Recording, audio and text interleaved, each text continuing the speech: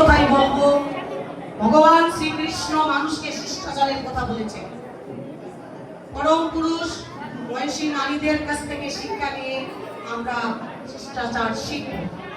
আমরা বড়দেরকে শ্রদ্ধা করব, বন্ধুদেরকে সৌজন্য করব এবং ছোটদেরকে স্নেহ করব। বিশেষ চাহিদা সম্পন্ন মানুষকে আমরা সুন্দর শিষ্টাচার এবং আচরণ করব। ভগবান শ্রীকৃষ্ণ যুগে যুগে এই কথাগুলো বলে গেছে। আমরা যখনই ধর্মের গ্লানি হয়, অধর্মের উত্থান, তখনই ভগবান এই পৃথিবীতে আসে। মানুষকে অনেক শিক্ষা দিয়ে গেছেন, অনেক উপদেশ দিয়ে গেছেন।